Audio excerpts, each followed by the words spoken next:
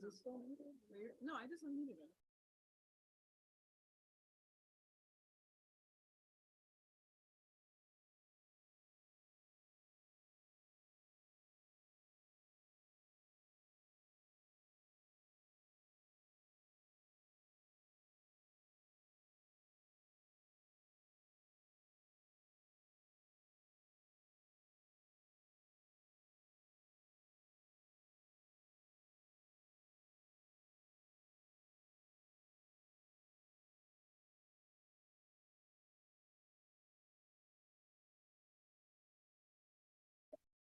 If it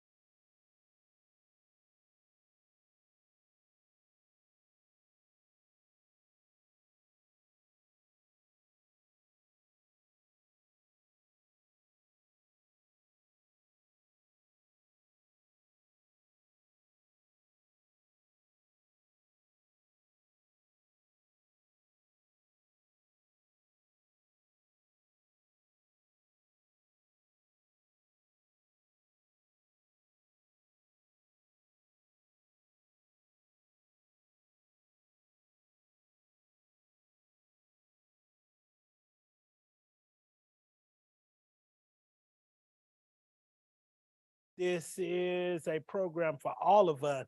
So social interaction helps all of us. Good afternoon, ladies and gentlemen. Thank you. For anyone that knows me, knows that my background is rooted in faith.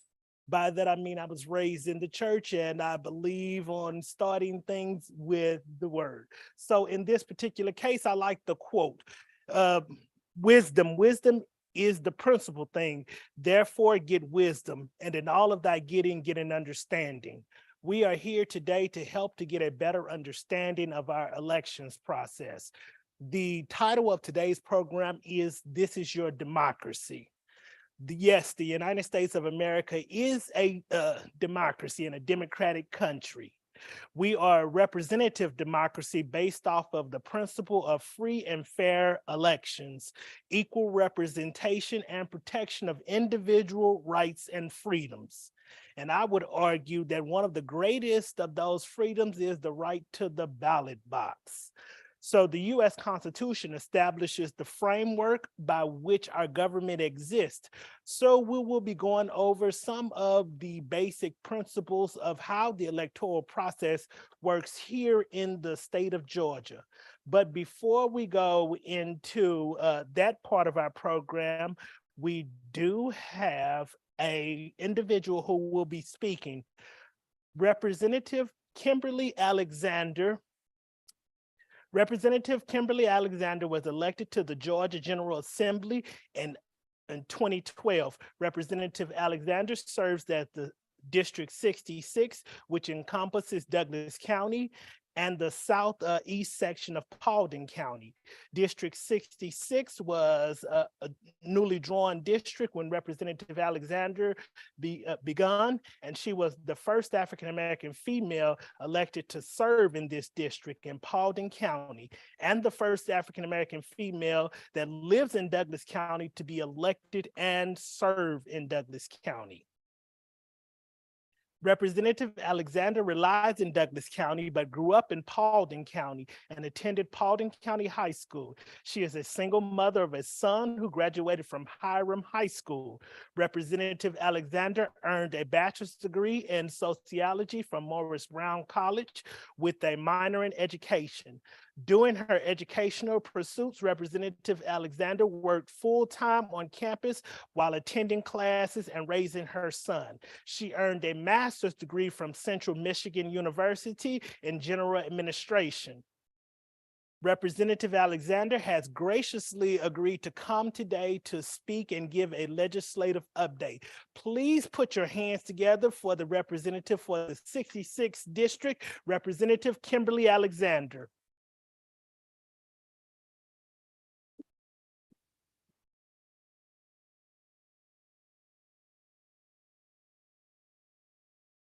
Thank you. I appreciate it. You guys can hear me? Okay, so I did not know exactly what I was going to do, but I kind of wanted to go over like the application process and then go up into talking about some of the things that may have changed. And the reason why is because it is so important when you get ready to do your application, even though it's not now and it just happened in November. It is very important that you guys know this because I sat on the Election Integrity Committee where the Senate Bill 202 came out of. So it may seem like it's redundant, but it is very, very important because some of the things that were put in the Senate Bill 202 are some of the things that they're trying to change. So for the senior citizens, it is very, very, very important. And I say this because I have a mom that should be 97 in April. Yeah, and so every year I have to help her when it comes to that because I have to either call the election office and have them to mail her the application, and I have to help her with that.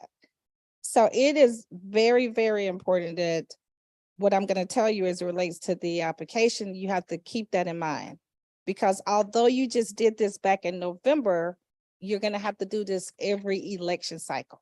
So if you request an application, you got to request it every year. They're not going to automatically send that out to you. I want to be very clear with that. You will be sitting there and you will be waiting for that application. You will not receive it. You have to request it every year. So Very important. Douglas County have that one drop box and it's inside.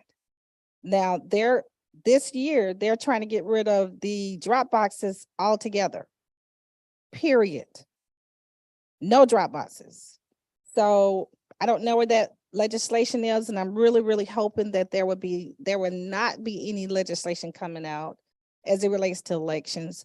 I have a bill, HB 110. What that bill is a bill that will allow us to have a study committee after each election cycle. So after the election cycle in 2024, it would allow us to study, see exactly what those issues and concerns are for Senate Bill 202, because we really don't know right now. We're only into a year. I'm sure that the poll workers and the election supervisors, there are lots of issues that probably occurred based on Senate Bill 202. We don't know what those ramifications are. So all that bill will do is just have us to study and then come back. Instead of every year we come back with all these different bills, it will allow us to just come back with one big bill. It seems simple, but I've only had one hearing for that bill. It's very important as it relates to the absentee ballot application. They changed it. It used to be like it was over 100 days. It is now only 78 days prior to the election that you're going to have to ask for that application. So you got to keep in mind when you ask for the application, you got to make sure you have enough time to receive the application based on the mail. Absentee applications must be received at least 11 days prior to the election day. Any application received after that deadline, once it happens, is going to be rejected. So you're going to have to be very vigilant and mindful that you request your application when it's time for elections. You can also, to vote by ballot, you can submit an absentee ballot application. You can request an absentee ballot application online, email, mail, or fax. Or you can even call the Douglas County office and just ask them to send you out one. You must submit your application deadline ballot by the deadline, the application by the deadline. It's important to also, once you request it, to return it early. You do need to request a specific type. You do not need to request a specific type of ballot for a general election. If you're voting in a primary election, you would need to request either a Democrat, Republican, or nonpartisan ballot. It is very important. I'm hoping you guys are taking notes. For that number 7 on your application, you have to read it very, very careful and make sure that you are including a copy of your ID card. So even though you did that this last time for November, what I request is that you guys still make a copy of that card and put that in there. Even though you may think, well, okay, I did that last year, you still have to do it again.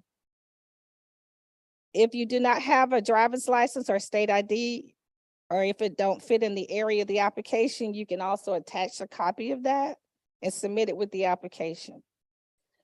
As it relates to that number 12 on the application, you want to check that first box, and I'm hoping that the application is still the same because this is what I did for this election cycle.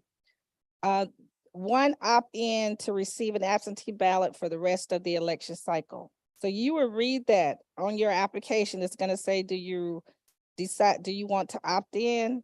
You have to make sure you hit that, because if you don't hit that, and we're just saying for the whole election cycle, then they will not send, for instance, if there's a runoff, you will not get another application. So that's the reason why you have to hit that opt in. As it relates to the signature is required on ballot envelope, where you had to seal it up this time and then you had to sign the envelope on the outside. And the date of birth are required for everyone. A driver's license and a ID number is required if a voter has either. If the voter doesn't have either a driver license or ID, the last 4 digits of your social security number. So did you guys do that the last time? So you got to do it again this time. Put your last 4 digits on there. I think that's it that was important for the applications. I did see a bill that some people are thinking it may possibly come up. I don't know right now. I tried to get more information. There's some that are saying that we will not, this bill may not come up, but if it does, that is the bill that I was telling you about. I know that what it's gonna do is it's gonna appoint an executive director who will be a full-time employee of the board. It has a lot of information, and a lot of details in there, and I won't try to give you all of that because right now, if that bill is not coming up, I don't want people to be worried about it. I can always come back here and do another town hall and update you guys on what's going on with it. Let's all pray that there will not be any more changes to come before the next election cycle and that we're good. But that Senate bill is 222, just to keep that in mind. But right now, I think we're good. We only have about 3 days left. So we were out of session today. I go back tomorrow. We come back on Monday. And then we're not there on Tuesday, but we have all these different committees. So maybe some things that come in our committee. And then on Wednesday is that day 40. So that's when we're going to be there to midnight. And so whatever bills is going to come up will come up. This bill may come up at midnight. It can come up after midnight. But I would definitely keep you posted and let you know. Any questions for me? I hope I've given you some information and just something to keep in mind as it relates to you requesting that application again when it's time for us to vote. I want to encourage you guys to please, please, please volunteer. I know that they're going to need poll watchers, poll workers. Just make sure you guys are still volunteering to help out at the election office. They need all the help that they can get.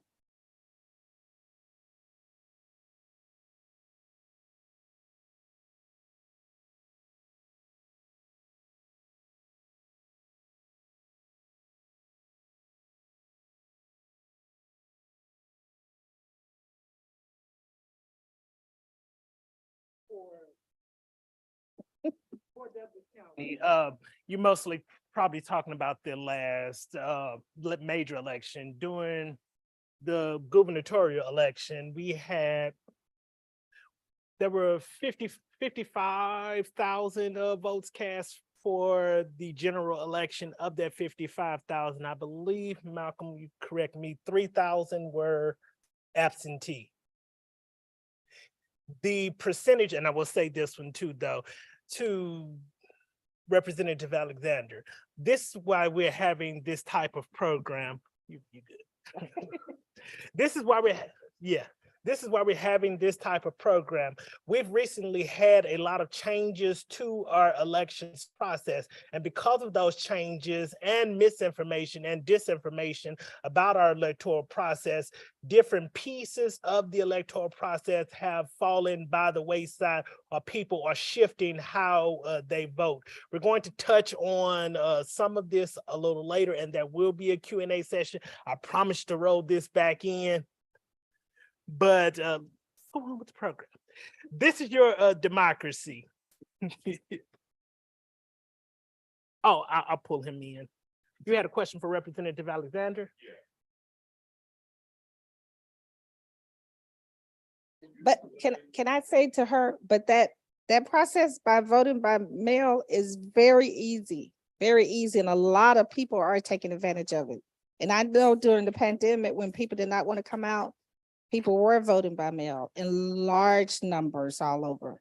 The 2020 election, each election, the general election, general primary and the general election, we processed almost 20,000 absentee ballots, both elections. Very safe. So there are pieces, and I'm gonna address that one in later too. Okay.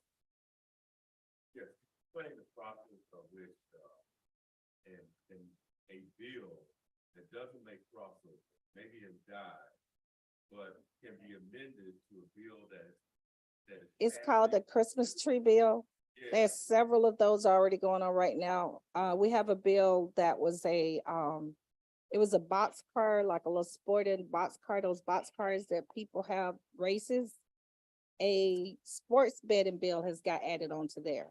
So what you will see that if there are some bills that did not cross over, they get added on. So you look at it and they'll say, okay, this is the boxcar bill, but it actually got some other languages attached to it. That's how it feels up.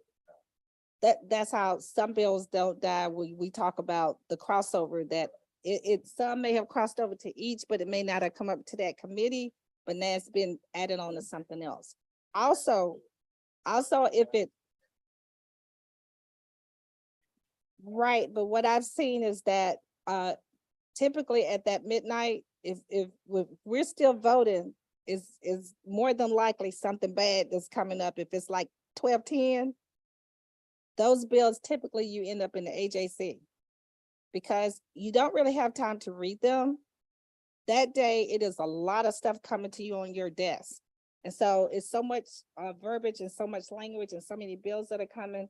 You don't have time to really read the whole entire bill to get the logistics of it. So, you know, it's supposed to be midnight, but sometimes it goes to 12:10. I just gave you the scenario that if you're still voting at that 12 midnight, there is more than something likely that's going to come up that it's not going to be just so clear and etched in stone that is Senate Bill 222. It's probably got 4 different things attached to it, 4 different bills attached to it.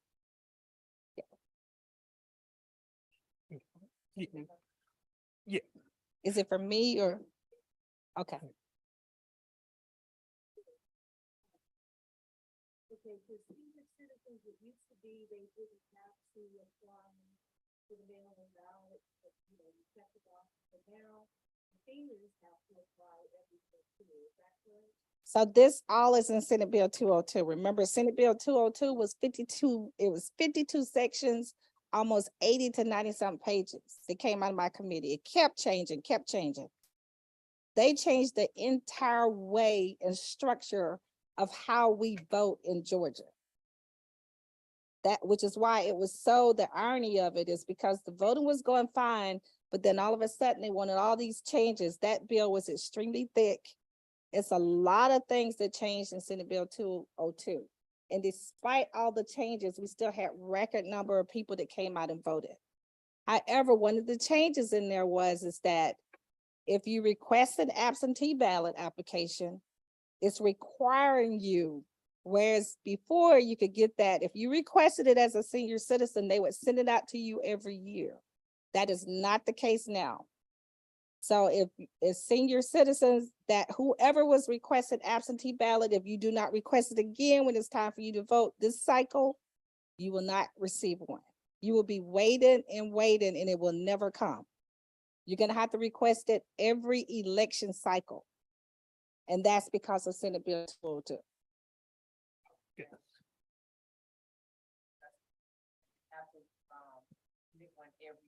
Let me add some caveat to that one. The parts of that bill, and we're going to get back on track too. But to answer that question, when you request an absentee ballot, there are 2 protective classes in the state of Georgia. There's elderly and disabled. You have to meet one of those 2 protective classes to go onto a rollover list. There is no permanent rollover list. By that, I mean, it does not transfer from year to year. What happens is it transfers from election year to election year. An election year can be encompassed within a single year, or an election, a runoff election can get pushed into a following year, but that's still one election year. When you request an absentee ballot, there is a line section, and we'll end up going over the absentee application in a second, but there is a line on the absentee application that has one of 2 boxes. You have to meet one of those 2 criteria. For elderly and disabled, I believe it's 65 and older.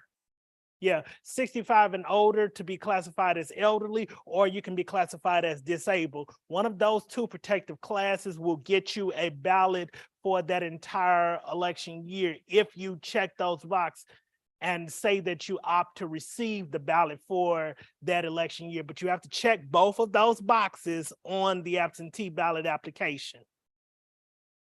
Let's bring this back around. This is your democracy. The United States of America is a republic form of government. It is both a republic and a democracy.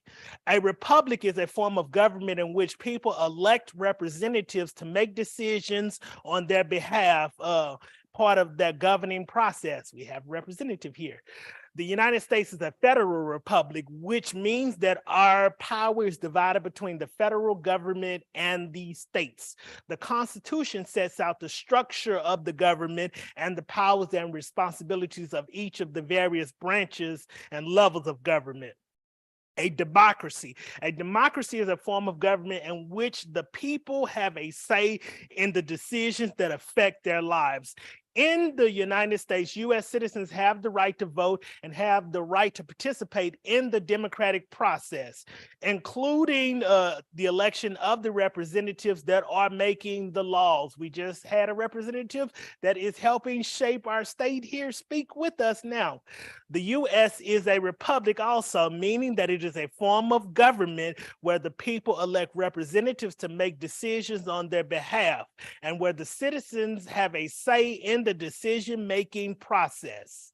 One of my favorite quotes of one of my favorite passages is the first line, and you all should know this one. We, the people of the United States, in order to form a more perfect union.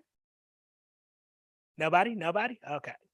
The opening lines of the preamble are one of my favorite passages, because for our government to work, it has to have we the people. This is our form of government. So for this program to start, let's get a basic understanding so that we all are starting from the same fact pattern. Douglas County. Douglas County is number 18. The state of Georgia consists of 159 counties. Of those 159 counties, only 40 of the 159 have a population size of 55,000 or more. These, what you see on the screen, and we'll put our slide deck on our website at celebratedouglascounty.com. It'll be a subsection says town hall if you want the slide deck after this. Douglas County, as far as population size, is number 18 of 159 counties. This is the sequential order that is on the screen right now. Next slide, please. Douglas County has a voting population size of 109,500 registered voters at this time. That number includes active and inactive numbers. Active are individuals that have participated in the last 2 election cycles. Inactive are individuals that may not have participated in the last election cycle. The reason why you include both of those numbers is that anyone that is a voter on the Douglas County or any county's rolls can actually vote in any election. When you vote in that election, then if you were in an inactive status, if you look on my voter page and you see inactive next to your name, that just means that you had not participated in the last election. As soon as you vote, whether that's in person, by mail, or have contact with our office, that's signing a petition, that's any number of contact with our office, we update what is called the contact date. That update of the contact date turns you to an active voter. So that active status is not just tied to you participating on election day or advanced voting, it's tied to you participating in the process. Douglas County has 25 election day polling locations. Douglas County has 7 advanced voting locations and 2 municipalities that are encompassed either partially or completely in Douglas County. Douglas County houses the city of Douglasville as its largest municipality. We also have parts of the city of Villa-Rica. During the last redistricting session, we're getting more of the city of Villa-Rica. We also have, it's not a municipality. At one point in time, the areas of Lithia Springs and Austell were in their own municipality, but they are encompassed within the county. So we have unincorporated parts of the county that stretch outside of the traditional city boundaries as well, such as the city of Austell, we have a couple of streets that are in Douglas County, but are located within the city of Austell. We don't officiate the elections for the city of Austell because that's only a couple of streets. We have a partnership between Douglas County and Cobb County with the intergovernmental agreement that those streets are basically administered by Cobb County. For municipalities such as Villa Rica. Villa Rica is a city that is encompassed in 2 different counties. When a municipality is encompassed in 2 different counties, that municipality can choose which one of the 2 counties it actually wants to officiate its elections. The city of Villa Rica chooses to contract with both Douglas County and Austell. We work as a partnership when conducting the elections for the city of Villa Rica. Next slide, please. Give me the next one. I'll come back to that one. This is the voter registration application. The voter registration application is how you come onto the voting rolls. The voting rolls are the number of people that are within a county that are voting either in federal, state, or local elections. We house the voting rolls for federal, state, and county elections. Recently, the state of Georgia has updated its system by which we maintain those records. You may have seen recently in the news for a program called Jarvis. Jarvis is basically the elections database that houses our voting rolls. This is the elections application. In order to get on the voting rolls, you had to have completed an voter registration application. That's one of the ways to register to vote.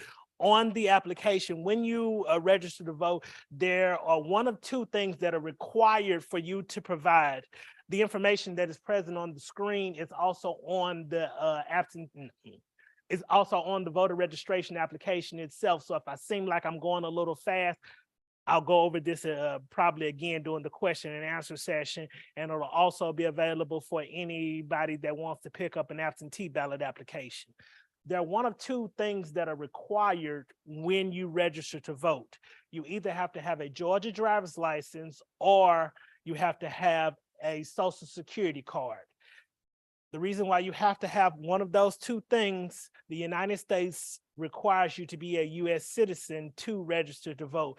Part of the registration process, when you submit a voter registration application, that application is verified by one of 2 offices, either Driver Services or the Social Security Administration. When you go get your driver's license, for anyone that has gotten a driver's license, you had to provide them with I-9 paperwork. I-9 is just the information that you provide proof of citizenship.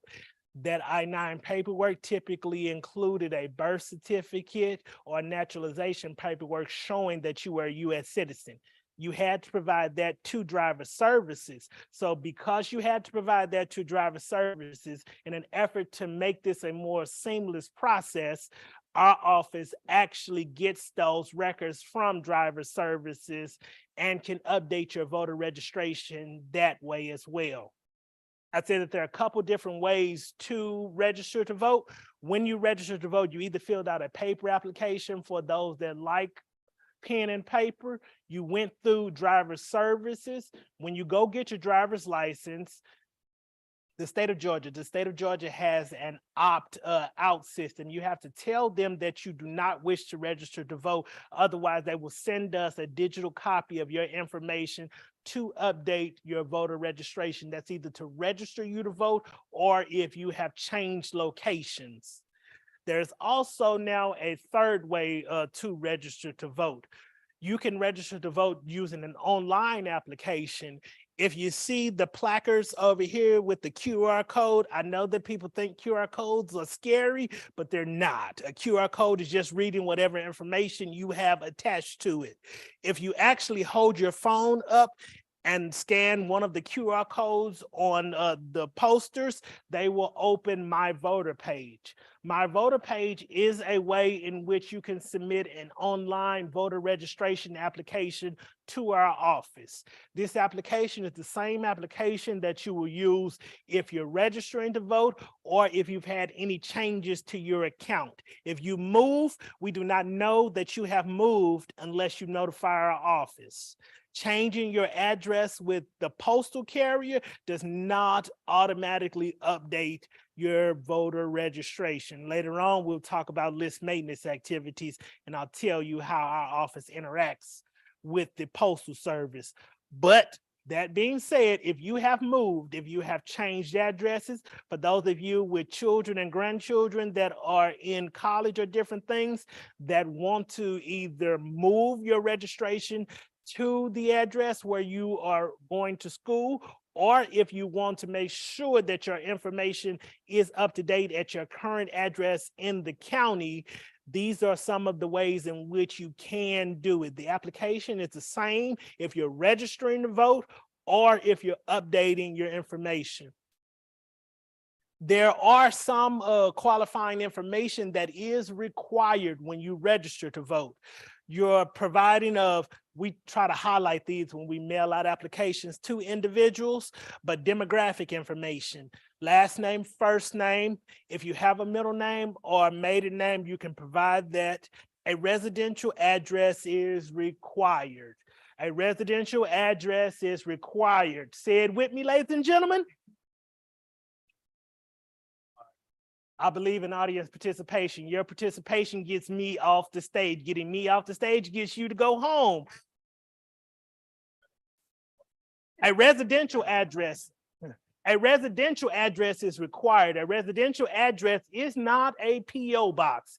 You do not live in a P.O. box. You can't have neighbors come to your P.O. box and sit in your living room. The reason why a residential address is required, we use that residential address to what is called District U. You have a grouping of representatives that are based off of your home address. Give me one of the slides that got a complete map. Okay, you can go back one. This is a map of the entire state of Georgia. This is a good one too, because this is one of the parts of your combo number. Your combo number represents your unique set of groupings for all of your representatives based off of your address. You have a congressional district. Your congressional district is your federal district. The same offices that correspond with federal also translate to state, also translate to county, also translate to municipal. Municipal or municipality is just a fancy way of saying city. Under the federal government, you have the congressional offices. The congressional offices are Congress. Congress is charged with regulating your money. Congress consists of the House of Representatives and your Senate seat. The state and every other state has 2 Senate seats. Your congressional seat is based off of the population of the state. Every 10 years, the entire United States has a mandate that is constitutionally dictated that we will count every person in the United States. It does not say citizen. They were intentional with that. We'll go into some of the reasons why I didn't say citizen before. The United States has a past. But every 10 years, they're required to count every person in the United States. And that counting of every person in the United States, that dictates how we have congressional representation. Right now, the state of Georgia has 14 congressional districts. The 14 congressional districts are outlined. For the most part, every county in the state, except for where you see the arrows, are in a complete congressional district. Up until the 2020 census, Douglas County was completely in the 13th congressional district. Douglas County now splits between the eastern half of the county and the western half of the county in two different districts. Most of the congressional district is housed in the 13th congressional district, but now we have the 3rd congressional district that moved up and over into Douglas County. The way that districts are supposed to be drawn, you take your total population and subdivide your total population by the number of districts that you're trying to create. That's on a federal level. That's also the same way for the state and local offices as well. With this one, like I say, you have the Congress. The Congress consists of the House of Representatives and the Senate. If we drill down a little bit and get to the state level, we have a state house and a state rep.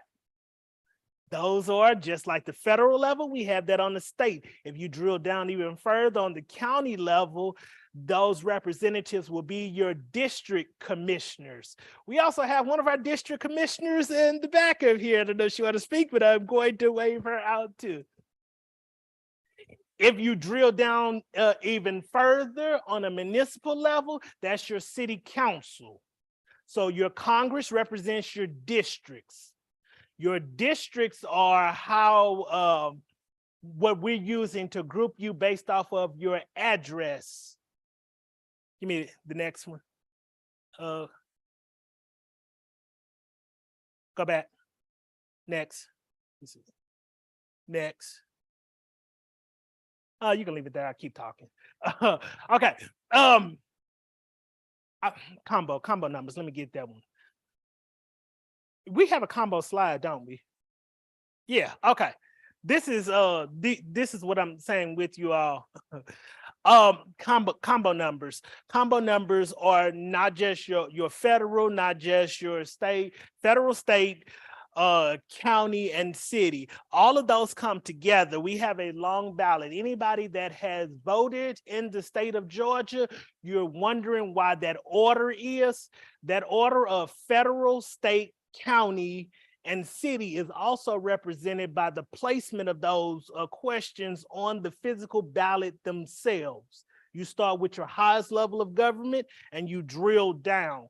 The state of Georgia has a rule in place for the grouping of names. Whichever political party holds the governorship, that's the name of the first that's the name of the political party that's represented first on the ballot under each of these offices. Right now, who is the current governor? What's his name? Give me a name. Brian Kemp is our current governor. Brian Kemp's party is what? Okay, so that's the reason why, because I'm saying this now, I don't mean to be condescending, but these are all questions that I've gotten from people. The purpose of this program is to begin to have a town hall where we can discuss questions that your neighbors and your colleagues have presented so that we all can learn together. The office of the governor is the first race, is the order that you do it. So it's not necessarily in even alphabetical order with the placement of names on a ballot. You place whatever political party the governor is, that's the first person, and then the second highest political party gets the second name, and then you go in sequential order after that. This number, if you see on the top of your ballots, you will see that combo number represented on the top of your ballot. A lot of people don't understand what all of that wording is when they receive a physical ballot. That's whether you receive a physical ballot or you vote on one of these. These are called ballot marking devices. We're going to get to them in a second. But the very first piece, when you log into here, it will tell you what your grouping of representatives is based off of your address. The election system, Jarvis houses how we keep track of each of you as an individual, of what district information and what ballot you should be receiving. Give me the full ballot, Malcolm.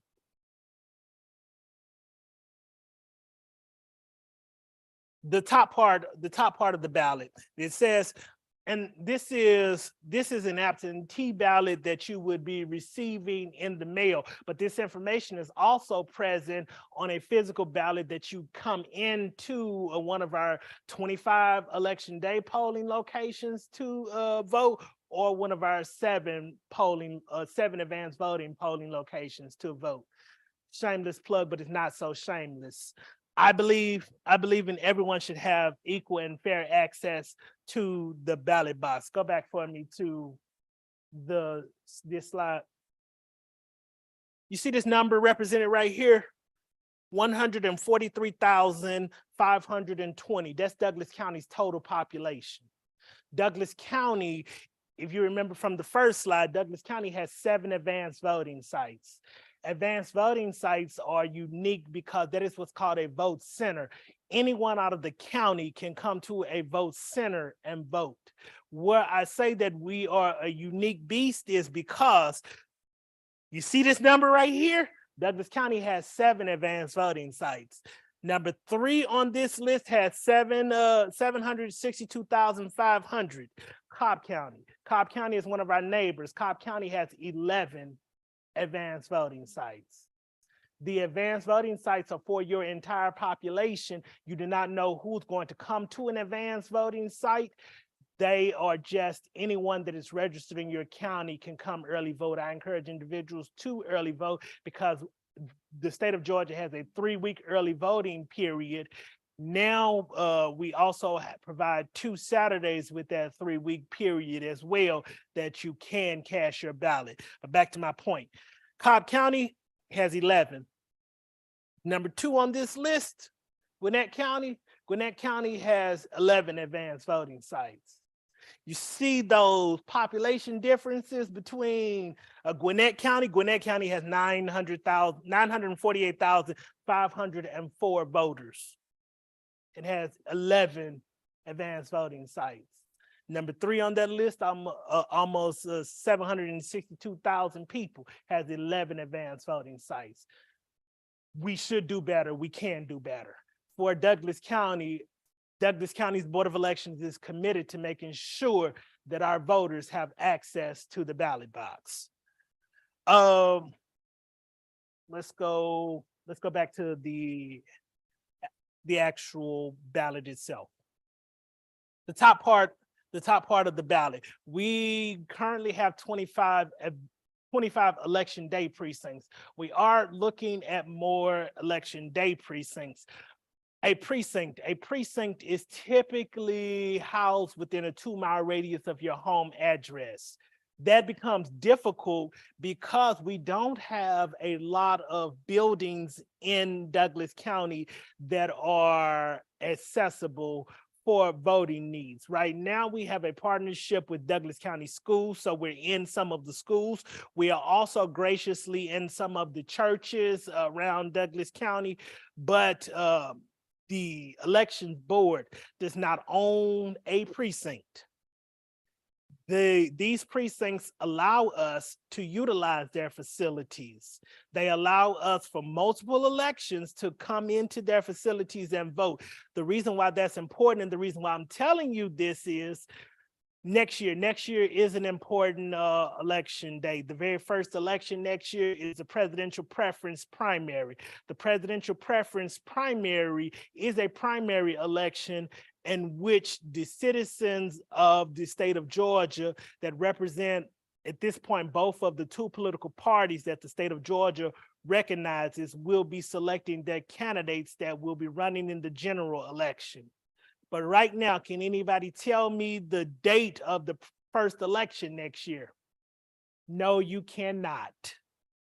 Georgia election code allows the Secretary of State until December 1st of the preceding year to select the date of the very first election. There are a lot of things that go into an election with notifying facilities that we do not own, that are graciously allowing us to be in their facility, with scheduling drivers, with scheduling individuals to transport equipment, with the citizens that are working these elections. there are a lot of moving pieces to the electoral process by which the average citizen have no understanding of. The very first election will be the presidential preference primary. Typically, it's in March. I've heard talk that it may be in February. What that means is, based off of Senate Bill 202, the first election, we don't have a date for it because the Secretary of State has until December 1st to set that date. But that date dictates when you can start to submit absentee ballot applications, because it used to be 180 days. So you could start, it used to be 180 days. Now it's 78 days before an election. How do you calculate 78 days before an election date that you don't have? I say all this to say that an informed public is able to contact their legislatures and their elected officials and voice their opinions on our electoral process. I want people to not just say when things are going bad, but to actually question their elected officials why these pieces of decision making are not made sooner, in order to be able to give the general public a better opportunity to plan for elections. We in this country pay lip service that we value elections and we value our electoral process. I want the state of Georgia to live up to that language. Back to what we were going, combo numbers and precincts. On your ballot, the top part of your ballot should always say the county in which you live. You'll also see precinct information. That precinct is based off of a 2-mile radius of your home address. You will always see your precinct information. You will always see the election date for which you are voting for. If you vote early, that election date will always be representative of that November general election date. There are other types of elections. I am hesitant to say it. The total name for a general primary is the general primary election. I like for people to think of a primary as a selection process.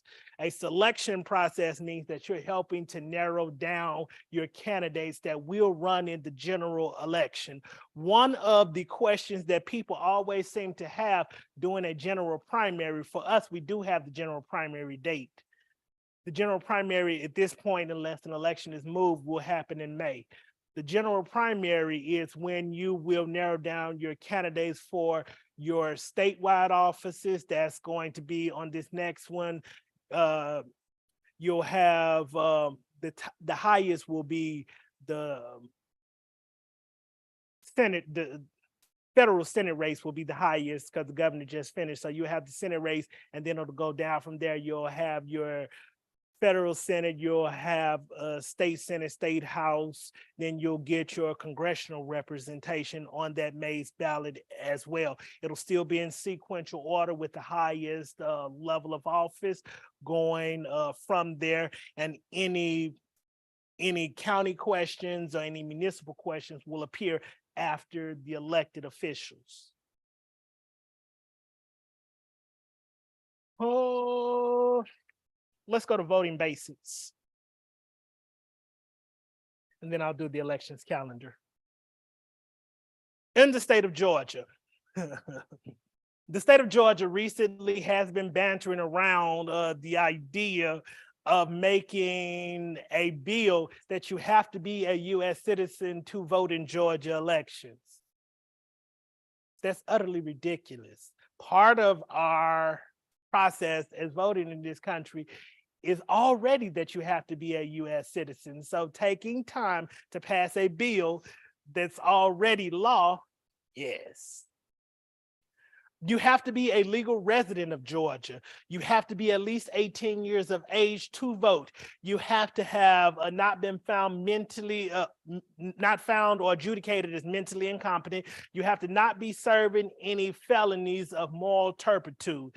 The felony piece, a lot of times individuals at points in their lives may have been younger and may have run afoul with the law. Having a slip up in your life does not permanently remove your voting rights.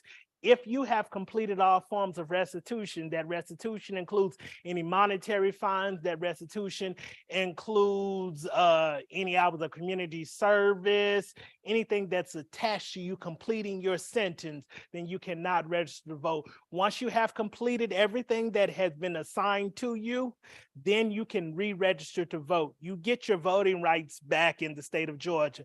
Now, what I'm giving you and what I'm telling you, these are the rules that apply to the state of Georgia. We are a democracy, and part of our democracy and part of being a representative democracy means that each state is allowed to set up their own rules as it pertains to processes within that state.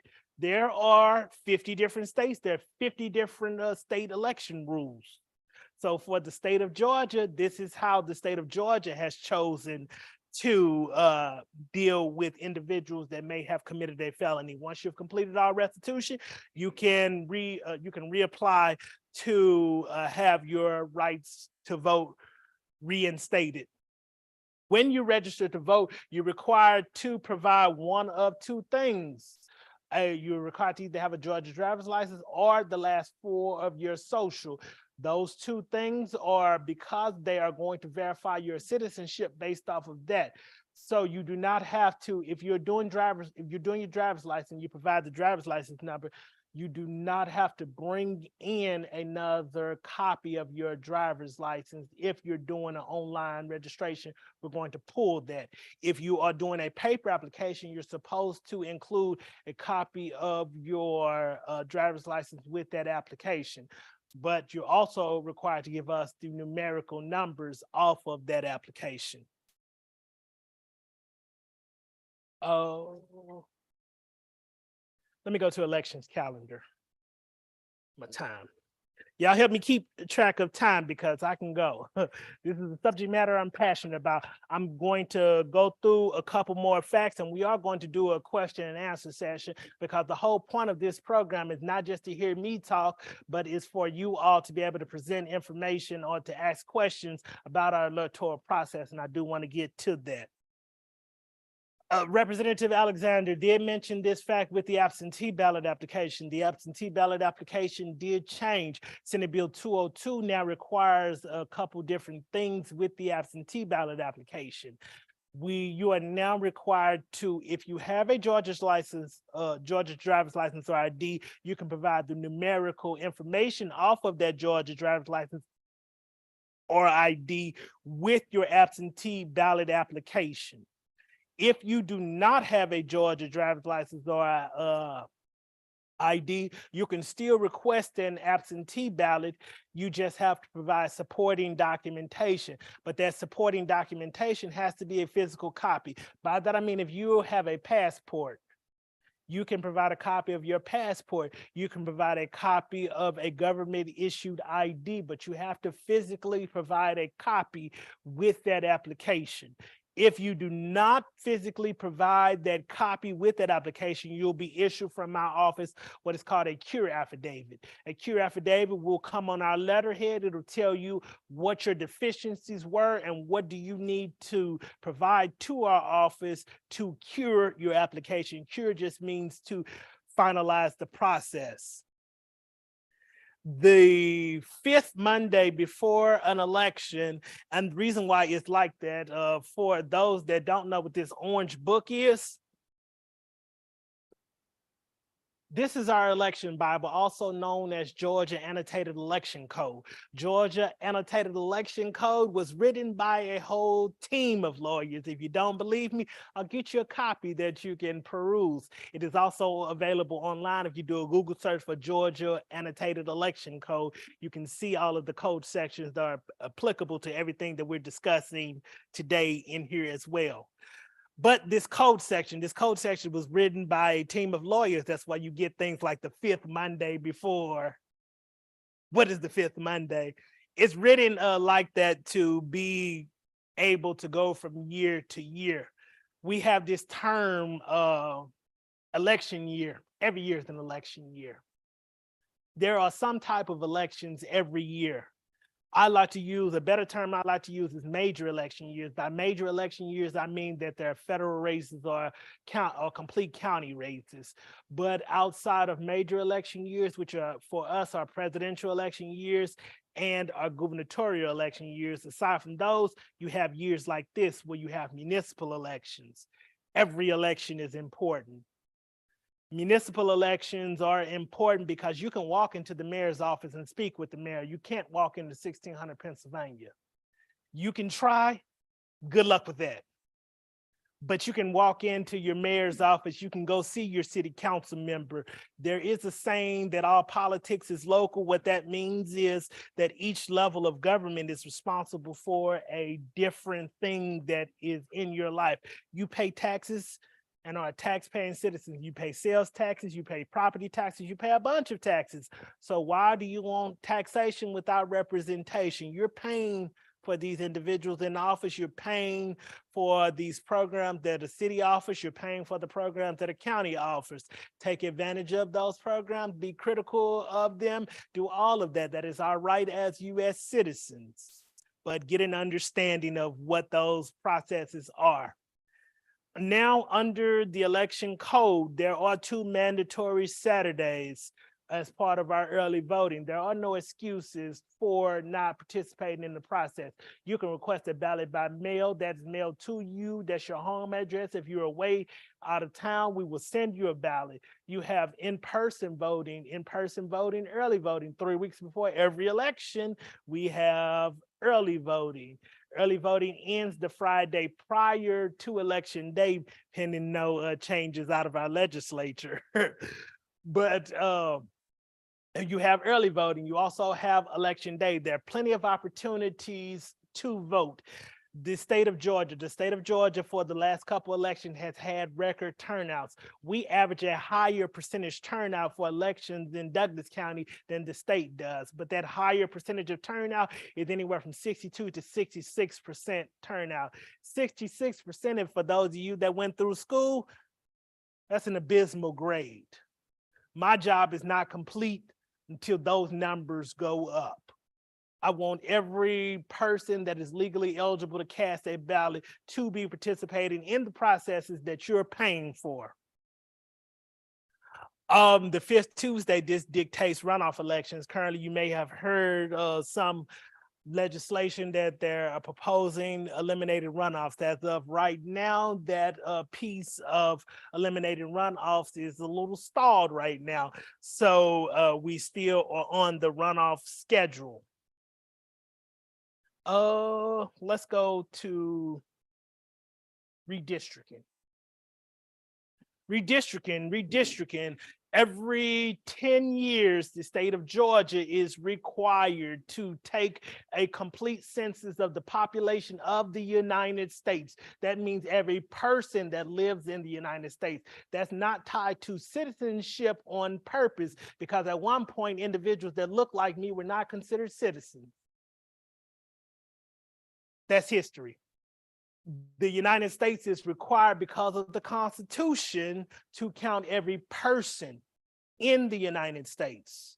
That counting of every person in the United States is important because the distribution of resources for a community, for a state, for a local community is based off of your population size, which is why when you see census workers, it is critically important that you participate for your community to receive all of the resources that it should be receiving based off of your population, for you to participate in processes like the census. Don't run from them. They're not collecting money. Please fill out census paperwork. We recently in 2020 went through the census, but it's going to come around again. So this is helpful information. Douglas County used to be completely in the 13th congressional district. Douglas County now is in 2 congressional districts. Like I said, it's split between the eastern and the western half of the county into those 2 districts. This was very confusing to a lot of people because they were coming in to vote during the last major election for one individual, but I've always been in the 13th. This happened after redistricting, after 2020 and 2021. Redistricting is the process by which the legislature approves the maps that change a county's district information. Prior to this legislative session, those changes to the maps relied on your local delegation. Your local delegation are your grouping of representatives that represent your area. We have legislation right now in the state of Georgia because the state legislature did something unique with some counties. The full body of the state legislature redrew lines for a county. That was unheard of. That's currently pending in legislation right now. For Douglas County used to be in, these were the House districts that represent Douglas County. You can count the number, that's 1, 2, 3, 4, 5, 6. We went from 6 to now 4 represented for the House districts, and we used to be in 2 state Senate districts, and now we're in 3. This 28th state Senate district, this is a new district for us. So some of you all have new representatives that you may not have known now represent you. If you scan that QR code over there, that opens My Voter page. My Voter page is not just where you go to update your account. My Voter page will show all of your district information. It will also let you link to the elected officials that are on the state and federal level that represent you. It will tell you what county districts you're in as well, and your school board and Senate. Each of those different offices, those are state, that's your county, state, federal, those are all different representatives, and those lines do not intersect with each other.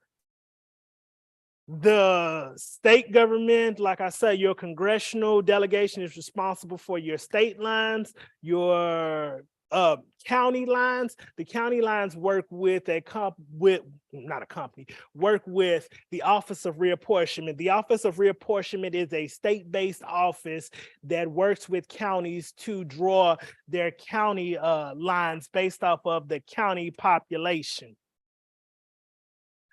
The county population for Douglas County has 4 district commissioners and 1 at-large. The chairman is an at-large position. Those 4 for Douglas County, the number I believe is like 36,104 is the number that they were trying to get the county districts to be equal. You have some fluctuations based off of that because you can't get all of it to be completely perfect, because those lines try to use like natural features, river streams and things like that to divide them, so sometimes things get cut up.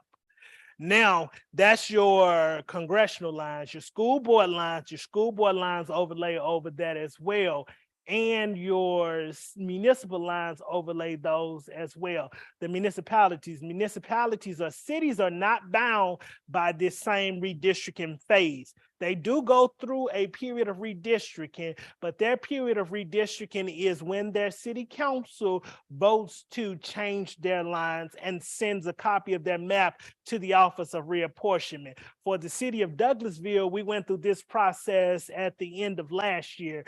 The residents of Douglas County that are in the city of Villa Rica, we're going through that process right now with them, because on February 7th, their city council voted to approve their lines and turned in their maps. So these processes do not all happen at the exact same time. One of the questions that our office gets a lot of times from voters is, I just got a precinct card. Why am I getting a new precinct card?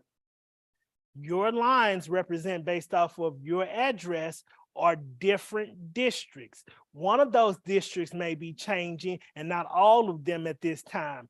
So each time there's any change to your account, you get a new precinct card. You do not have to do anything with that precinct card. It just tells your polling location. And if there has not been a major shift, your polling location may not change, but you will get a new precinct card.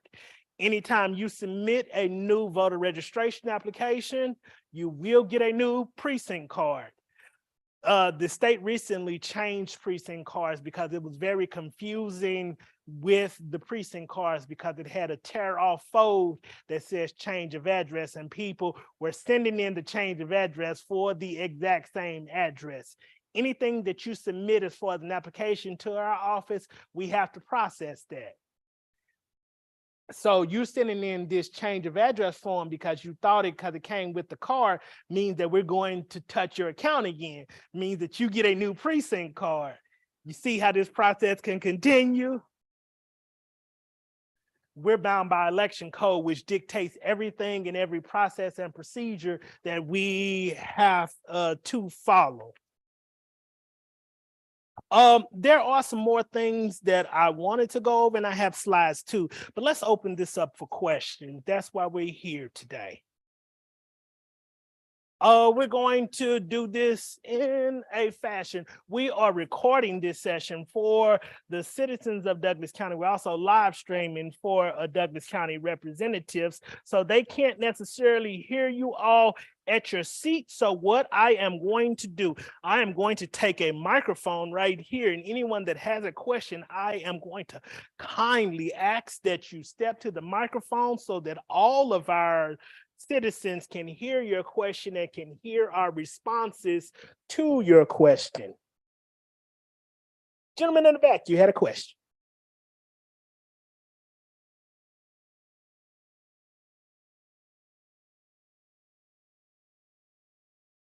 Do I need to bring my precinct card to the poll in order to vote?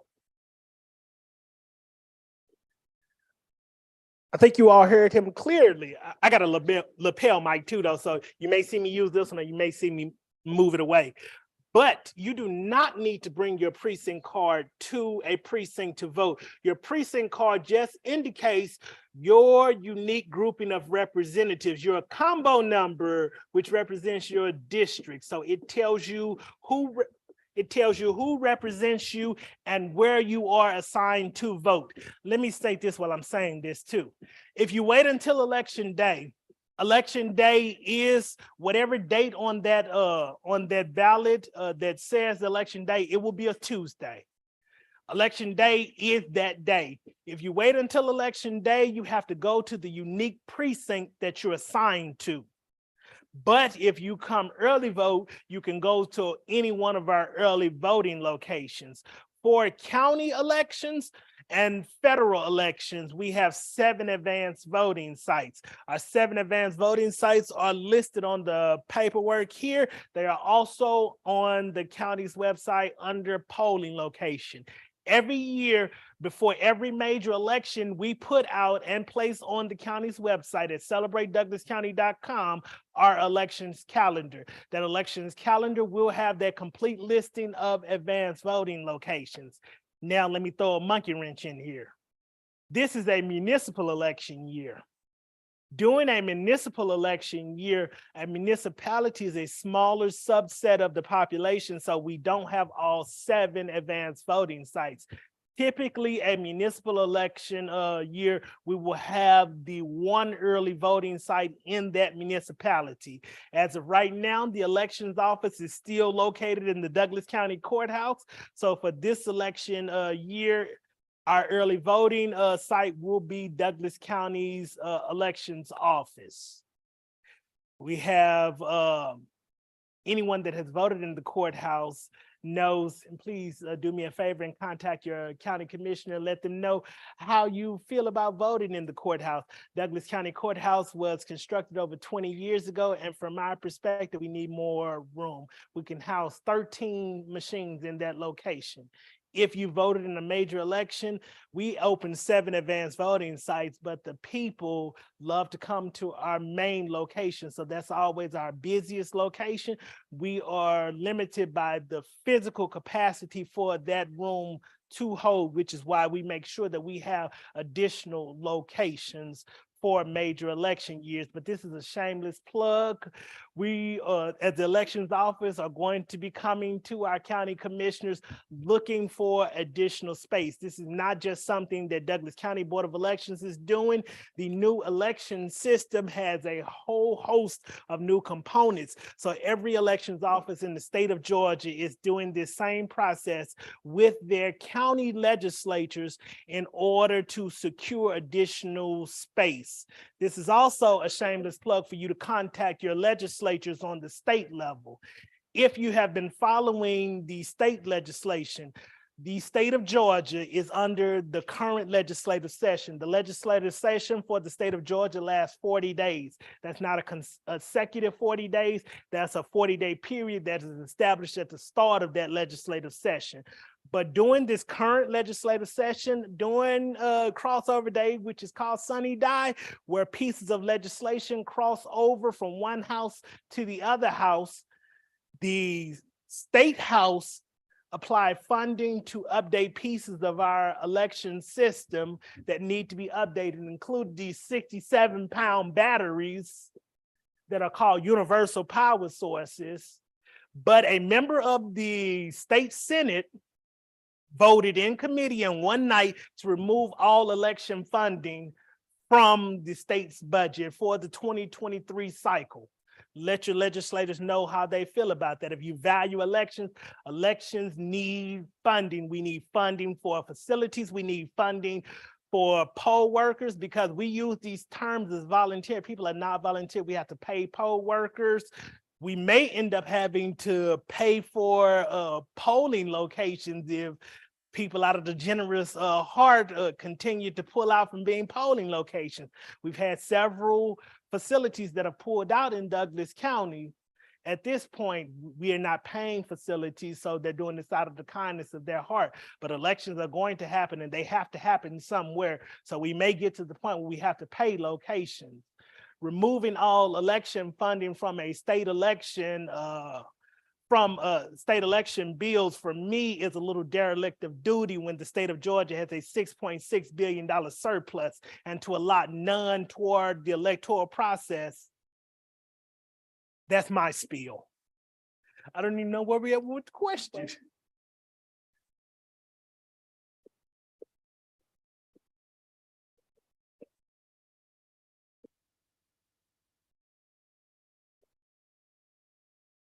Director Kidd, how much does it cost to put on these elections? And is it true that the state of Georgia will no longer accept grant funds in order for you all to offset some of the costs from the taxpayers in order to put on these elections? Elections cost a lot. We now are in a state that is applying more and more mandates to elections offices. You see Senate Bill 202 added days to the electoral process. I'm fine with those days, but those days mean that there have to be bodies that work those polling locations. Those days mean that you have to transport that equipment to sites. Those days mean that as our population size grows, you have to purchase new equipment. Nothing lasts forever. You're going to be adding pieces to this in order to function. Elections cost a lot of money. Anytime you have anything that is government related, people feel that they can charge you more.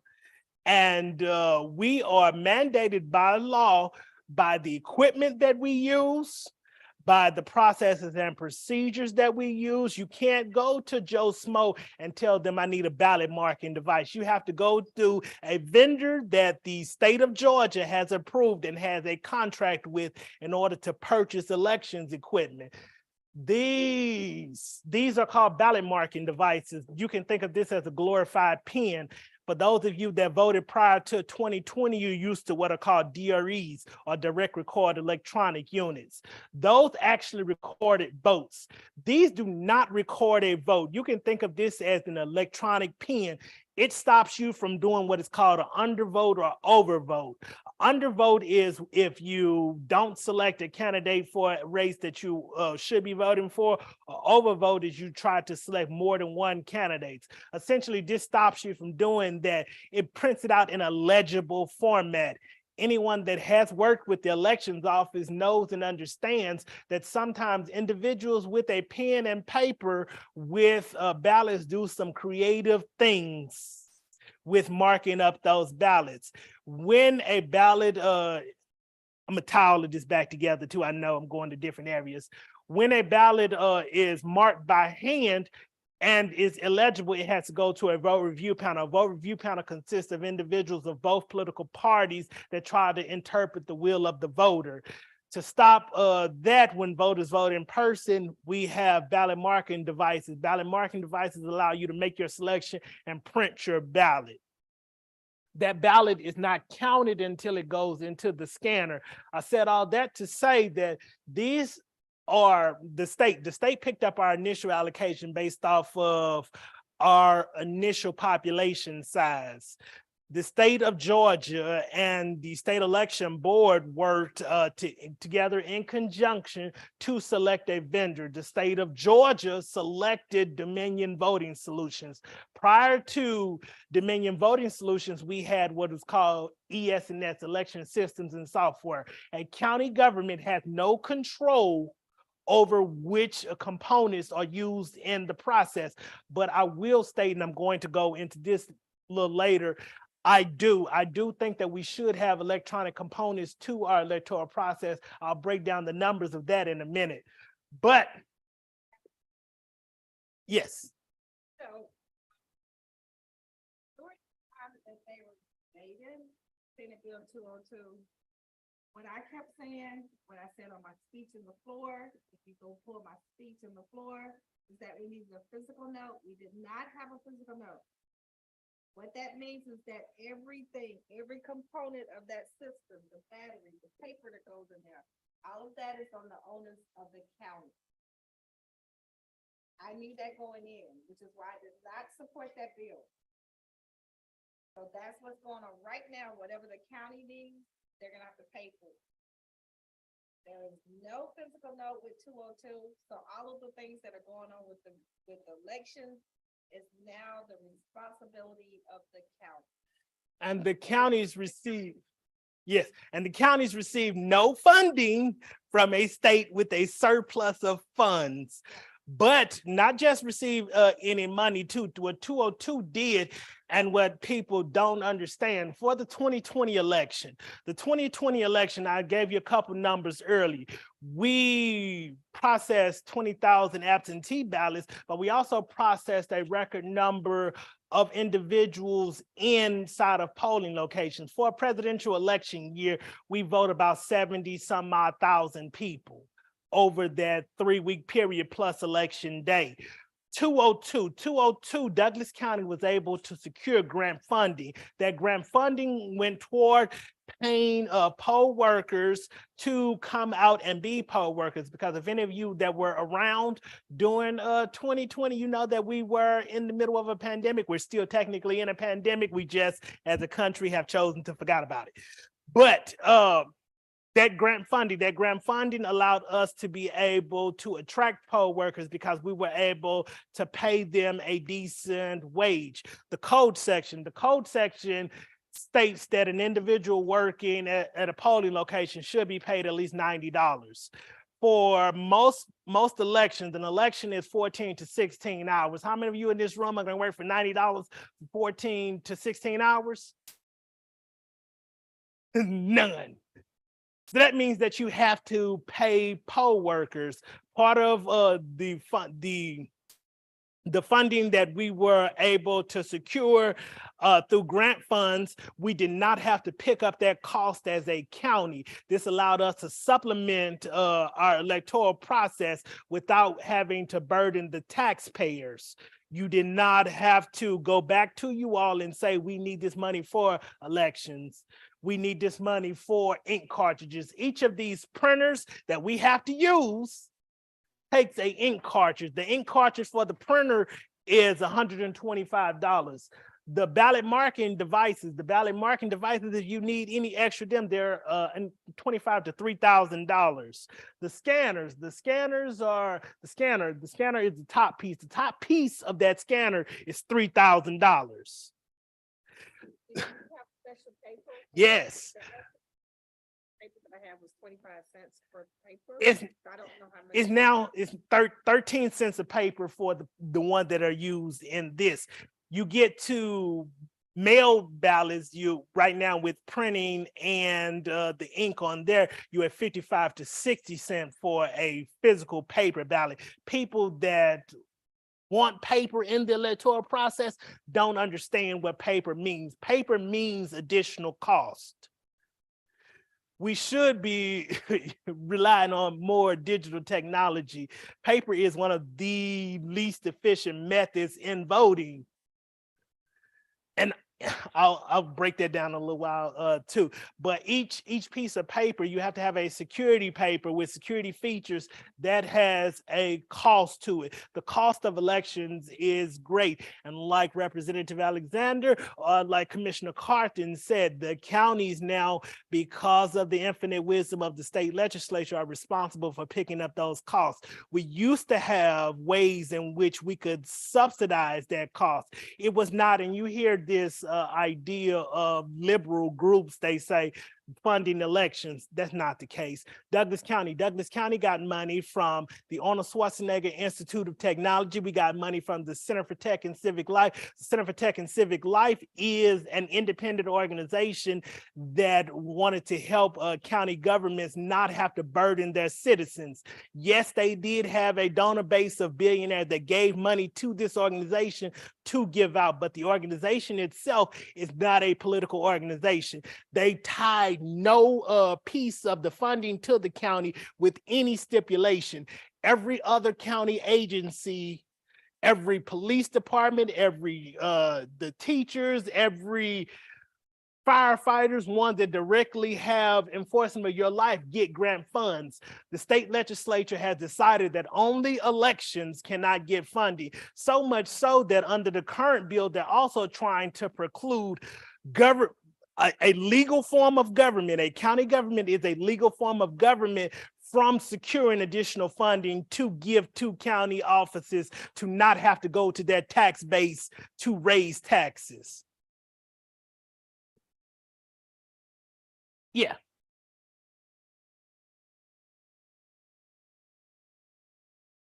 Hold the button. You see the light? Can you hear me? Yes. Okay, my question is, can you explain the rule on running for office in a district if you have moved out of that district? Yes, I can. 21-2-117. The district information is not moved out of a district information. Your actual question that you're asking is this: how do you determine residency? 21-2-117. Determine the residency of a person desiring to register to vote or to qualify or run for elected office. The following rules shall apply. Anytime the legislature puts shall in that means you shall do it. That means it is not your interpretation. It is not anything that you can do. You shall do this. The residency of a person shall be held in the place in which such person's habitat is fixed without any present intention of removing thereof.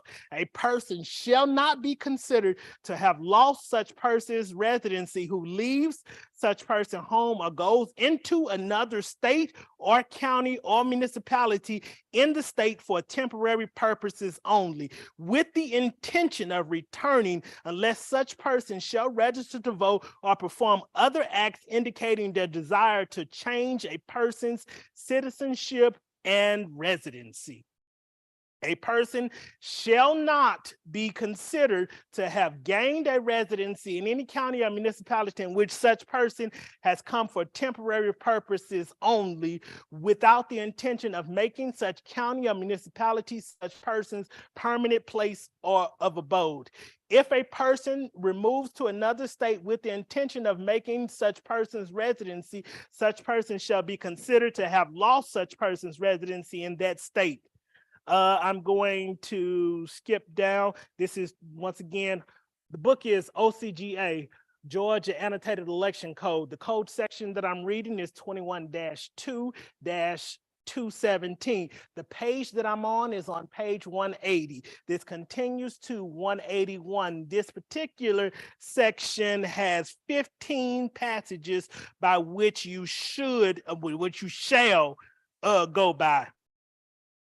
I'm gonna come down to 15. 15 says, for the purpose of registration, the Board of Registers, and as far as candidacy residency purpose, the Secretary of State, election superintendent, or hearing officer may consider evidence for where a person receives significant mail, such as personal bills and other evidence that indicates where a person resides.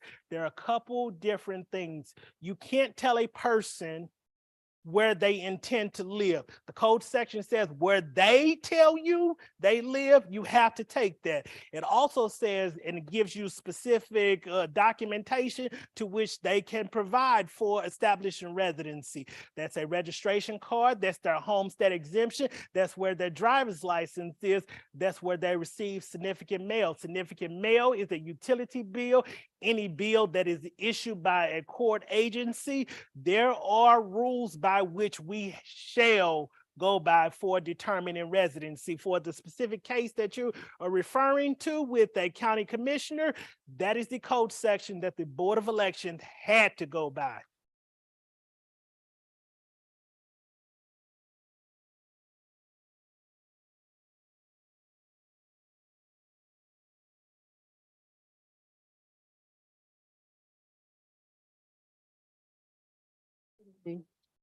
Two questions. One, Yes. and you may have said this and I didn't hear it. When the commissioner asked about the cost of elections, I don't know if you summarized that or not. Summarize, okay. And then I had another question after that. Okay, a good thing. I'll use the municipal election. The municipal election coming up, we presented a municipal cost to the city of Douglasville of $64,000 for this municipal election. The municipality does not actually, they are legally responsible for 100% of the cost, but it's hard to actually subdivide the costs between municipalities because the work that you're doing for one municipality, you're doing it at the exact same time. So we have what is called an intergovernmental agreement with them that gives specific percentages by which we can charge them. But realistically speaking, that $64,000, if you added everything for a municipal election for just Douglasville, which is 26,000 people, you're looking at $100,000 to $150,000 for an election with 26,000 people. Multiply that by Douglas County's population of 140,000 for election purposes, 106,000, you have a number. The 100 to 150,000 is based off of 26,000 people. And if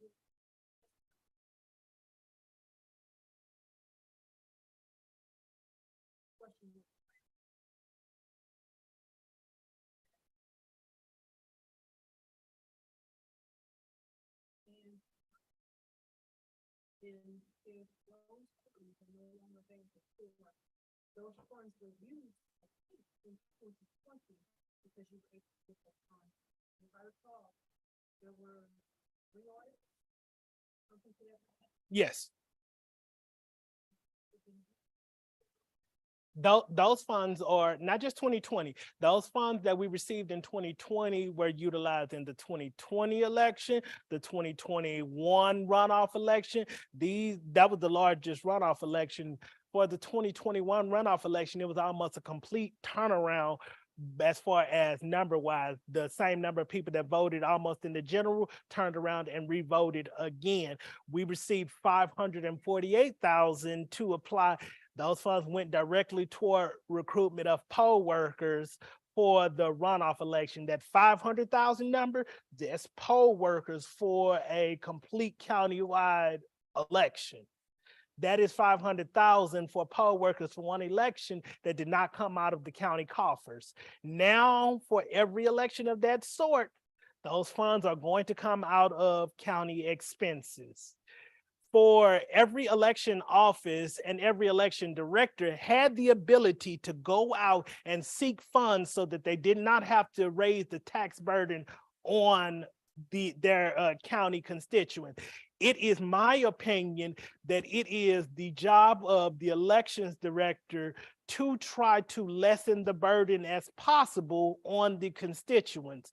Utilizing of grant funds is one of the means by which we could have lessened that tax burden on the voters of our districts that we have sworn an oath to officiate in the most efficient and effective manner. But now we're being blocked from doing that. And we're the only office that is being blocked from doing that. No other county office, no other state office is being blocked from securing additional funds or securing funds that are not directly allocated from the tax base other than elections. And there's no legitimate reason for that. Including the SOS, yeah, gets grant funds all at the same time, blocking county offices from getting grant funds. Something similar happened in 2023 or 2024, really, then we, at this point, the county will have some challenges in terms of being able to staff those elections and Yes. especially if you have an audit like you did, it's going to be pretty difficult for you. Yes, and speaking of audits, there's now a bill that has made it through both pieces of the legislature. It hasn't been signed yet, it's still waiting, that will require audits after every election. What she was referring to as audits is during the 2020 election season, the machines, we scan those into the machines, but in order to verify that count, we conduct a post-election audit. That post-election audit is you taking those physical ballots themselves, reading the text of that physical ballot, and getting those numbers. When you do that, for 2020, the state of Georgia conducted the largest hand recount ever.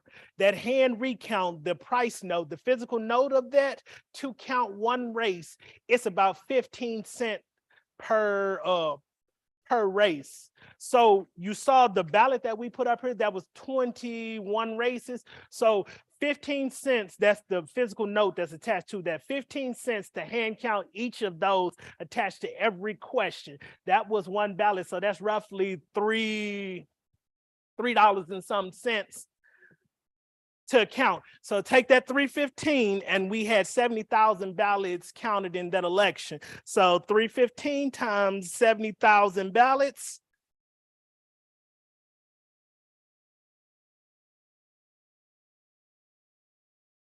That's 220,500 to hand count those ballots. That would be, if we went to a complete system of complete hand count, that 220,000 number would be for every election. In a presidential election year, you can have up to 5 elections. So multiply that 220,000 times 5 elections is what you're looking at with a hand count of all of the races on a standard ballot for the state.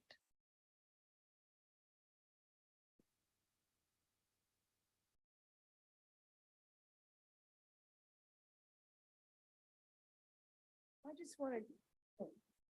How this work? I can just stop. Okay.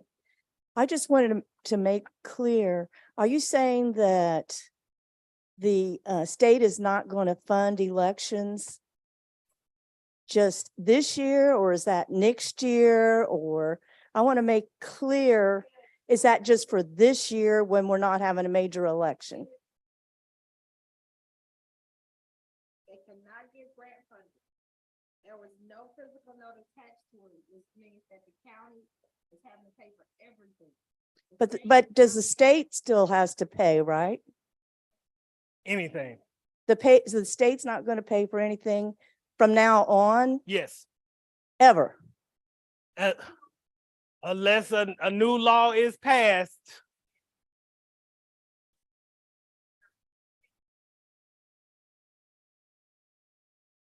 There is nothing produced that over and over again. It's gonna be on the responsibility of the county, all 159 counties. So the state just took it out of the budget Yes. forever.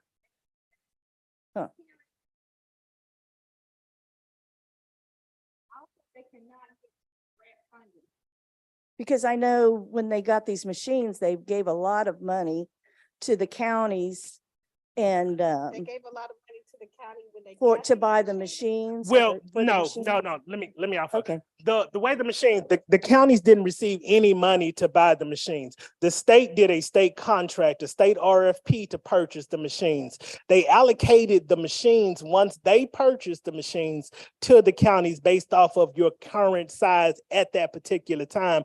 They gave you a portion of your size of your county. It was not to completely cover all of your voters. The state since then has subsequently added rules to our elections process, including the 1 per 250 voters. So for a population size, for every 250 voters, you have to, in a precinct, have to have a ballot marking device. That ballot marking device is the device itself, it's the printer, it's the UPS, the universal power source, and it also encompasses the scanner. So they did the initial purchase of some of our equipment.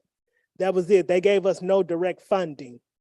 so in the Or past, maintenance. Yeah. in the Yeah. past years, about how much has the state given the counties for elections?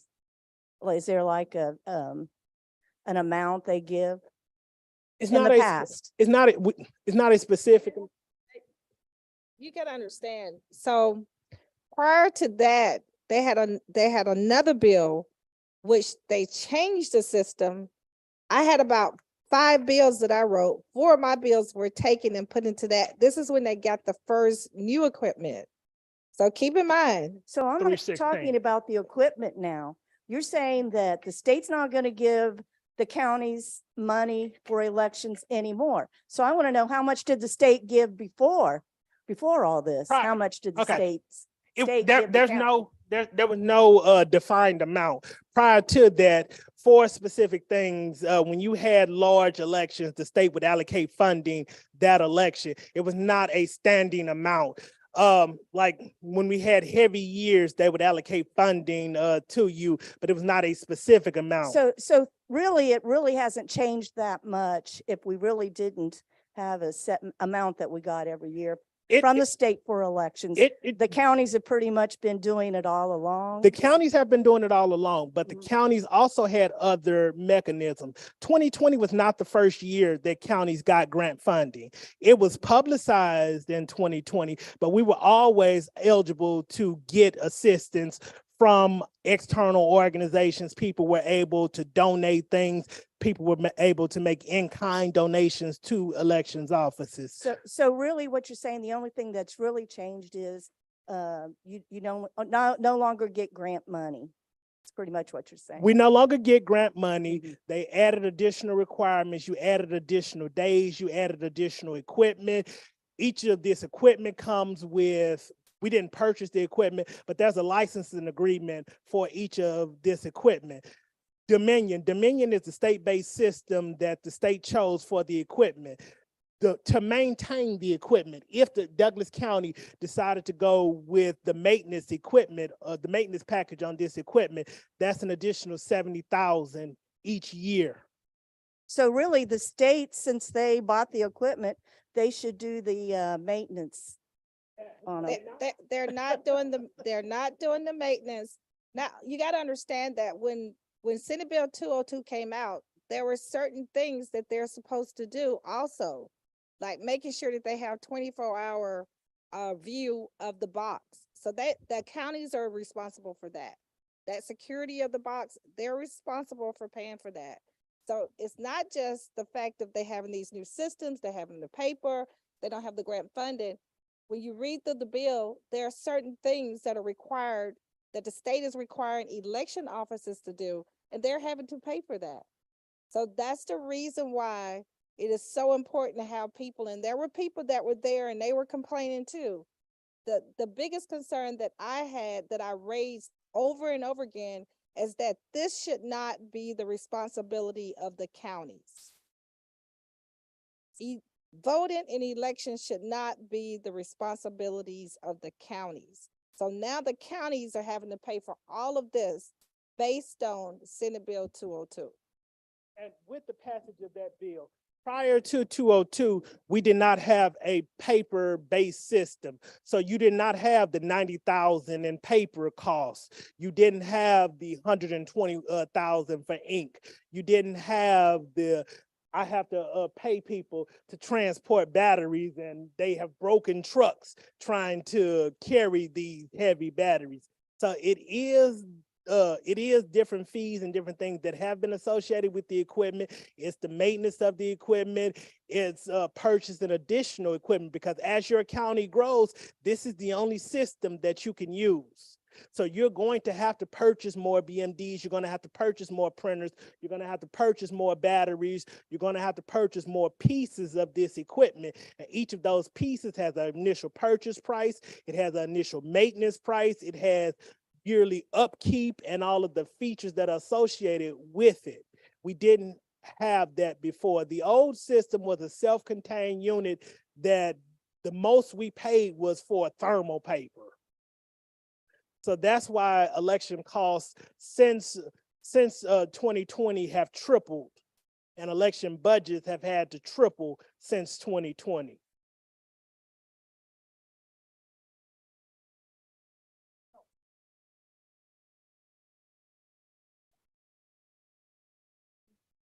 They should. Yes. If they, So anytime there is legislation that comes up, what you will see, there are advocates all over the state of Georgia. When I went to present my simple bill for a study committee, there are audience of people that are there advocating on behalf of the communities. And some of them are there anytime there's an election bill come up. But I will say that even when Senate Bill 202 came up, it was always packed in the room. Since I sat there on the board, one of the things I kept saying over and over again is we got 159 counties. Who's going to pay for this? Who's going to pay for the paper that costs 25 cents? Who's going to pay for all this maintenance? There was no physical note attached to the bill. So if you don't have a physical note attached to the bill, it's going to be the responsibility of the counties. And so that's where we are now, is that, unless we come back and we do another legislation or another draft, another law saying that there's going to be a physical note attached to it, or unless more money go into the budget, which I can tell you, we just finished the budget and it did not. So we are where we are. Myself and some other election directors, they were there.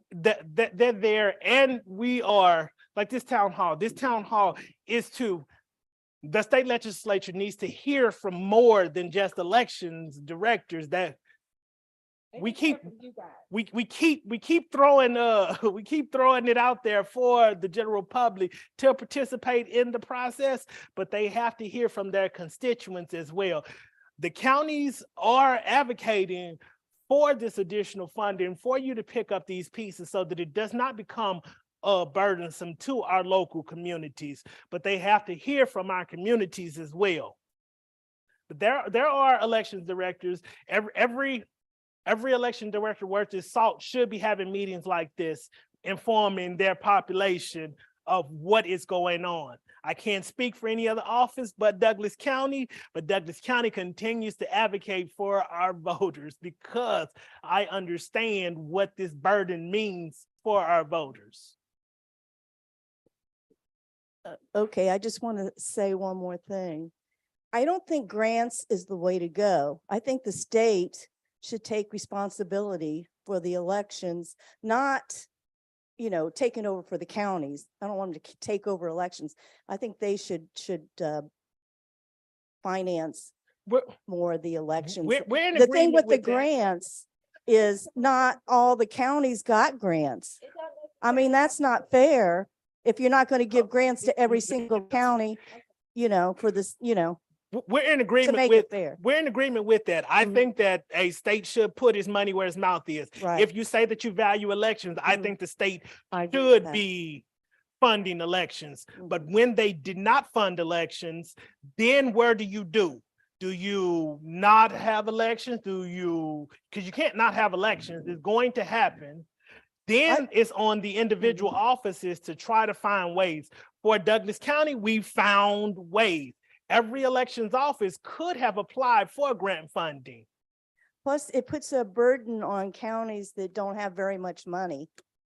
Yes, So we're in agreement. it's really not fair. So the state really needs to, Brought up also too, that even if it was not a county the size of Douglas, those little small counties, that they're still having to pay. So all of that was brought up at the time when we had the meeting.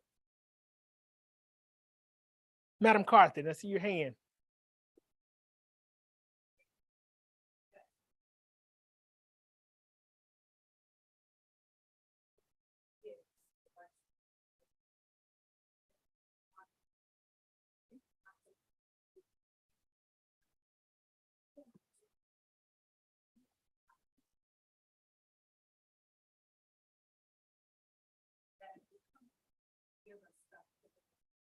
They have stopped that.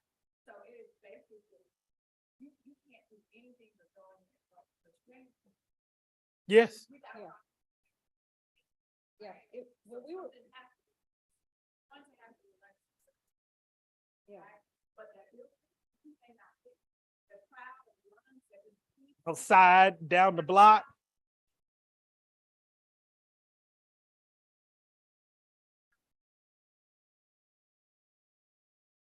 Yeah, I kept saying over and over again, it wasn't just the water issue.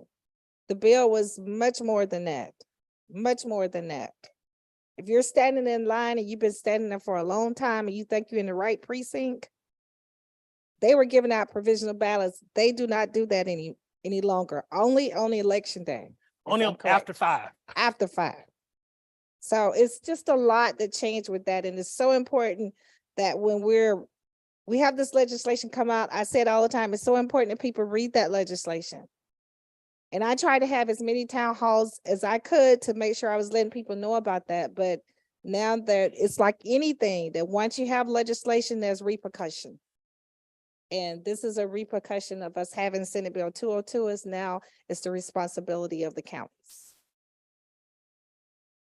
Yeah, but once again, everybody could have applied for a grant fund. The grant fund is a Band-Aid. I want the legislature to adequately fund elections. That is the ultimate goal, is to get our legislature to fund elections. The legislature put into the code that you can only receive funding from a legally appropriated source.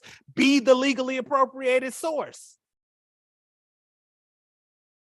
But they have to hear from you all, because ultimately the burden is going to fall onto local communities. And if they don't hear from local communities, then you think that everything is fine. So that bill 202, the final decision was made by that the state is no longer going to fund the county. Is that by the governor's decision, the president's, It's a bill that passed out of the House, passed out of the Senate. Okay, That happened on the crossover day, and then the governor signed the bill. okay.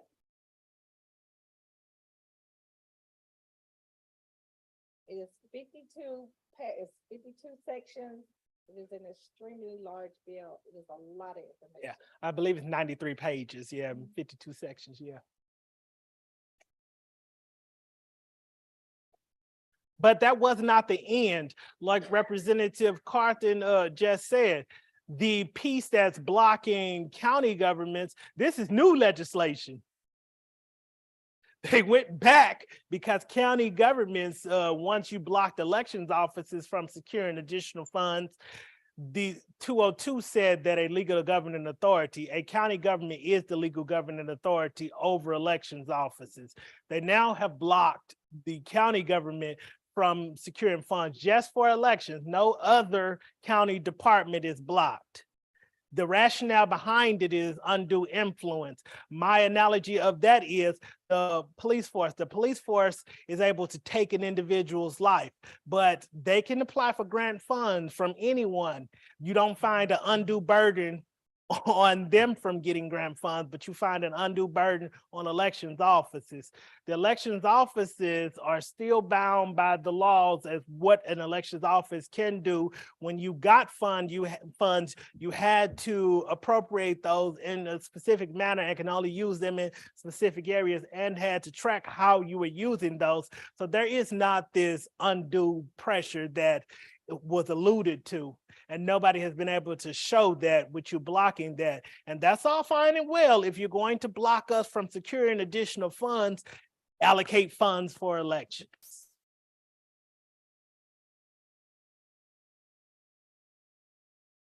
Last question. Where there were some additions or edits to the SB two. I think it was, what was it, SB 20 or something? 221. But I don't think it went through. Is that correct? Are you talking about when they were debating that too, the bill? Because the bill changed about 10 times. It changed about 10 times, literally in front of my eyes. While we were sitting there, it changed. When I come back the next day, it changed. So it changed constantly. So you may have saw some things that got added on, as we indicated before, but the final bill had 52 sections, almost close to 100 pages. This has been changed this year? No, No. that was during that time. The bill that we have, there's another bill out there now, is Senate Bill 222. So that bill is now on it's sitting on like a list of bills that can come up at any time to go to the rules calendar. So it's still alive. It hasn't it's still progressed alive. right now. The legislative session is still going on. There is an election bill right now. It has not passed yet, but the legislative session is still going on. Like Representative Alexander was stating, sometimes when you feel like you can't get a complete bill through, you can add those pieces to a bill that has nothing to do with what the original language of the bill is doing. So until they hit that final gavel, On there can Wednesday. still be election legislation that's passed. Correct.